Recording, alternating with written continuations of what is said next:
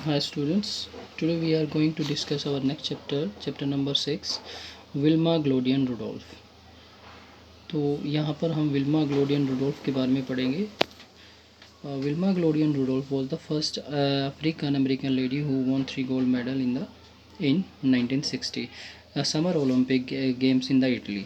तो जो ग्रीष्मकालीन जो गेम्स हुए थे वहाँ पर इटली में, ठीक है, 1960 में, तो वहाँ पर ओलंपिक खेलों में इन्होंने 3 स्वर्ण पदक जीते थे और ये पहली अफ्रीकन अमेरिकन लेडी थी जिन्होंने 3 गोल्ड मेडल जीते थे। ओके, तो ये एक ऐसी बच्ची थी जो बचपन से ही जो एक सिकली चाइल्ड मानी जाती थी and who had wear to braces on her left leg. तो उनकी पैर में कुछ प्रॉब्लम हो गई थी, यानी कि कुछ पोलियो वगैरह हो गया था, उन्हें ब्रेसेज पहना दिए गए थे। She overcome her disability to complete in the 1956। तो 1956 में उन्होंने अपनी जो डिसेबिलिटी थी उनके ऊपर जो है विजय पाई और उन्होंने किस प्रकार से एक डिसेबल चाइल्ड होते हुए भी उन्होंने बहुत बड़ा मुकाम हासिल जीवन में किया था। Wilma Glodean Rudolph was born June 23 1940 in the Clarksville Tennessee. तो यहाँ पर विल्मा ग्लोडियन रुडोल्फ का जन्म जो है 23 जून 1940 को जो है क्लार्क्सविले टेनेसी में हुआ था। From the day she was born almost every circumstance was stock piled against her. तो जैसे उनका जन्म हुआ था तो स्टॉक पाइल्ड मीन्स होता है स्टैक्ड हो जाना, ढेर लग जाना। तो जैसे उनका जन्म हुआ तो कुछ ऐसी सरकमस्टांस हुई, कुछ ऐसी परिस्थितियाँ हुई जो उनके विपरीत हो गई, ढेर लग गए ऐसी विपरीत परिस्थितियों को उनके सामने। When she was born she weighed only 4.5 pounds. तो जब उनका जन्म हुआ था तो केवल 4.5 पाउंड्स उनका वेट था। She caught one illness after another. और इसके बाद एक बीमारी जो है जब वो पैदा हुई तो मतलब कि एक के बाद एक बीमारी की वो शिकार होती चलेगी। Measles, mumps, scarlets fever, chicken pox and double pneumonia. ठीक है, तो यहाँ पर जो बीमारी थी वो काफ़ी थी, यानी कि यहाँ पर सबसे पहले खसरा, फिर मितली, फिर स्कारलेट्स हो गया उसको, फिर बुखार हो गया, चिकन पॉक्स, फिर डबल निमोनिया हो गया उसको। When she was taken to doctor, जब उसको डॉक्टर के पास लेके जाया गया, ठीक है, जब उसको डॉक्टर के पास लेके जाया गया, it was discovered that he had polio. तो वहाँ पर पता लगा कि इनको पोलियो हो गया है। A crippling disease that had no cure. तो क्रिपलिंग मीन्स होता है गंभीर बीमारी होना and disease that had no cure, एक ऐसी गंभीर बीमारी थी जिसका कोई भी इलाज नहीं था। And she was educated at home in her early childhood. तो बचपन में जो उन्हें घर पर ही शिक्षित किया गया। After 5 years of treatment one day the doctors were stun. तो एक बार जो 5 वर्ष तक उनका जो है इलाज चला, ठीक है, 5 वर्षों के इलाज के बाद तो एक बार डॉक्टर भी जो है स्टन हो गए। स्टन मीन्स होते हैं अवाक रह जाना, ठीक है, तो अवाक रह गए उसको देखकर। क्या हुआ? When she removed her legs braces and walk by herself. तो उन्होंने क्या किया, जो अपनी लेफ़्ट लेग थी उसके ब्रेसेस जो थे, जो मतलब चलने फिरने के लिए जो लगाए जाते हैं जो लेग में अपंग बच्चों के, तो वो ब्रेसेस उसने हटा दिए, ठीक है, जिनके सहारे वो खड़ी और चल सकती थी, लेकिन उसने वो हटा दिए और ख़ुद अपने आप ही चल पड़ी। At the age of the 12 she become like any other child. अब जो है कि 12 साल की उम्र में वह किसी अन्य बच्चे की भांति हो गई थी, वह भी किसी मतलब दूसरे बच्चे की भांति दिखने लगी थी, हो गई थी। In her words, I was challenging every boy in our neighbourhood at running jumping everything. तो उनके शब्दों में अगर मैं बताऊं तो उन्होंने कहा, मैं पड़ोसी के हर बच्चे को दौड़ने कूदने के लिए हर चीज़ में चुनौती देती हूँ, कोई भी मेरे सामने आ सकता है। तो देखिए कितना बड़ा उन्होंने एक डिसेबल होते हुए भी, मतलब पोलियो होते हुए उन्होंने ये मुकाम हासिल किया था। Wilma took interest in her sister had joined the school, okay, joined the school basketball team. तो विल्मा ने जब दिलचस्पी और लेना शुरू किया जब उसकी बहन ने बास्केटबॉल टीम में शामिल हो गई, ठीक है, her sister had joined basketball team but she could not convince to coach to put her in her team. लेकिन वह कोच को अपनी टीम में लाने के लिए राजी नहीं कर सकी। तो इस तरीके से उनकी बहन ने जो है बास्केटबॉल टीम में जो है भाग लिया था। And she got opportunity in sophomore year of standing. Sophomore year means होता है कि कॉलेज यूनिवर्सिटी में पढ़ने वाले बच्चों का जो है दूसरा साल होता है, उसको बोलते हैं। an year as a standing guard as a setting state records of scoring and leading the team to the championship. तो यहाँ पर उसे और मौका मिला, एक अवसर मिला, उसने जो है सेकंड ईयर में एक गार्ड के रूप में और एक स्कोरिंग के लिए जो है स्टेट रिकॉर्ड्स के लिए टीम की चैम्पियनशिप दिलाने तक और उसको चैम्पियनशिप तक पहुंचाने के लिए जो है उन्होंने रिकॉर्ड कायम किए. Okay, and she was notice by the famous Tennessee Tiger Belles track coach and Ed Temple. उसके बाद उसको प्रसिद्ध जो Tennessee Tiger Belles track coach and Ed Temple द्वारा जो है उनको देखा गया, उनका टेस्टिंग किया गया. और उसके बाद सी वॉज नोटिस टेनेसी हो गया है. And she was called to train with Tennessee and state summer camp. ठीक है, और फिर उसको जो है उसे जो है प्रसिद्ध जो टेनेसी राज्य के जो ग्रीष्मकालीन शिविर लगा था उनका जो है खिलाड़ियों का के साथ प्रशिक्षित करने के लिए उनको बुलाया गया. तो इनकी जो है प्रतिभाएं देखते हुए उनको जो है टेनेसी स्टेट समर कैंप में बुलाया गया टू ट्रेन विद. ओके, मतलब उनको प्रशिक्षित करने के लिए. इन 1960 at the tender as of 20 she qualified for the summer Olympics in Melbourne Australia. उसके बाद 1960 में 20 वर्ष की आयु में ही उन्होंने क्या किया, मेलबोर्न ऑस्ट्रेलिया में जो है ग्रीष्मकालीन ओलंपिक के लिए जो है क्वालिफाई किया. Okay, and she was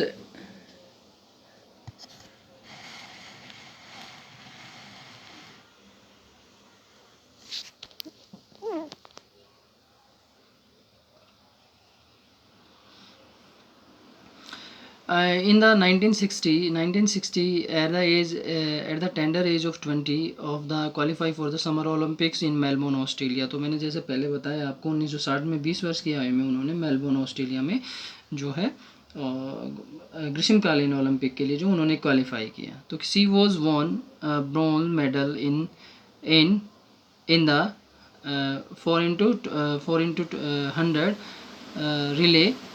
okay, तो उन्होंने 400 जो मीटर की रिले दौड़ होती है तो उसमें कांस्य पदक जीता था.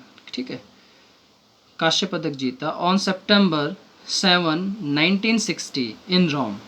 1960 in Rome, she became the first American to win 3 gold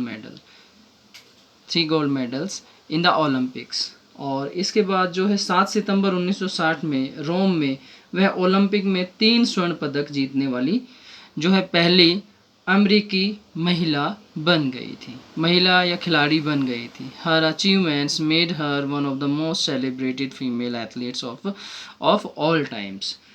और उसकी उपलब्धियों के बारे में अगर बात करें तो उनकी उपलब्धियों ने उन्हें अब तक की सबसे प्रतिष्ठित महिला एथलीट में से एक बना दिया गया था. Celebrated females athlete of all times, मतलब कि जो प्रतिष्ठित महिलाएं थी उनमें से एथलीटों में से उनको एक बना दिया था, मतलब जाने माने वाली जो है खिलाड़ी बन गई थी.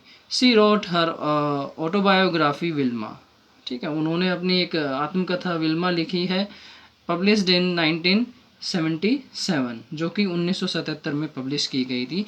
And she was given the title of the fastest women in the world. और यहाँ पर जो है उसमें उसे दुनिया की सबसे तेज़ महिला का खिताब दिया गया है. She was awarded the United press athlete of the year 1960, the associated press women athlete of the year 1960. तो यहाँ पर उन्होंने 1960 में यूनाइटेड प्रेस जो एथलीट ऑफ द ईयर और जो 9 वर्ष की जो 1960 की एसोसिएटेड प्रेस वुमेन एथलीट ने उन्हें सम्मानित किया था, जो कि सबसे सर्वश्रेष्ठ थी. ठीक है, and the prestigious James E Sullivan award for good sportsman in the 1961.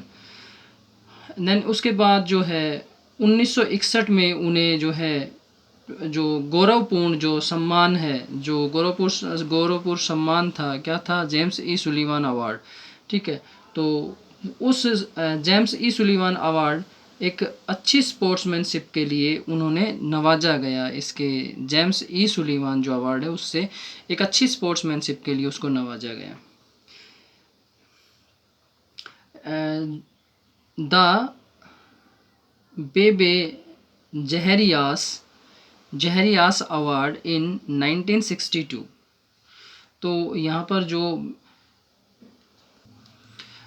यहाँ पर 1968 में Babe Zaharias award 1962 the European sports writer sportsman of the year and the Christopher Columbus Award for the most outstanding international sports personality of 1960 etcetera. तो यहाँ पर जो बात हुई 1962 में, तो उन्हें बेबे जहरियास जो अवार्ड है यूरोपियन स्पोर्ट्स जो वीयर स्पोर्ट्समैन यूरोपियन स्पोर्ट्स की तरफ से sportsman of the year of the Christopher Columbus award, जो क्रिस्टोफर कोलंबस अवार्ड है, ठीक है, क्रिस्टोफर कोलंबस अवार्ड है for the most outstanding international sports personality. ठीक है, तो international sports personality of the 1960 के अवार्ड से ऑफ 1960 में जो उसके अवार्ड से जो है उसको नवाजा गया था, उसको अवार्ड दिया गया था द क्रिस्टोफर कोलंबस अवार्ड से नवाजा गया था। और बेबे जहरियास के अवार्ड से 1962 में उनको नवाजा गया था। द इटालियंस निकनेम्ड हर ला गैजेला नेरा। ठीक है, तो यहाँ पर जो उसका जो मतलब कि अगर इटालियन में उसका अगर नाम करें तो ला गैजेला नेरा, ठीक है, तो उनका नाम था, it means the black gazelle, it means जो है ब्लैक गैजेला उनको कहा जाता था। And the French called her, ठीक है, ला पर्ले नोयरे, ठीक है, द ब्लैक पर्ल। तो वहाँ पर अगर फ्रेंच में उसका नाम अगर क्या करें तो ला पर्ले नोयरे उसका नाम था। इसका मतलब है ब्लैक पर्ल, ठीक है, ब्लैक पर्ल उसको कहा जाता था। She died on November 12, 1994 in her home.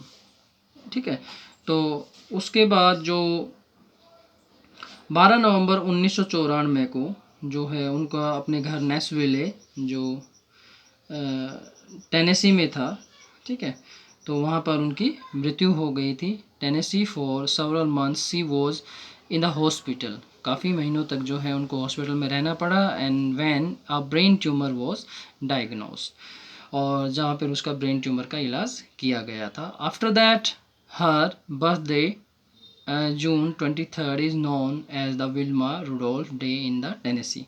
तो इसके बाद में जो है 23 जून को टेनेसी में विल्मा रुडोल्फ डे के रूप में जो है 23 जून को जो है विल्मा डे रुडोल्फ डे के रूप में यहाँ पर मनाया जाता है। तो ये हमारे पास जो है चैप्टर था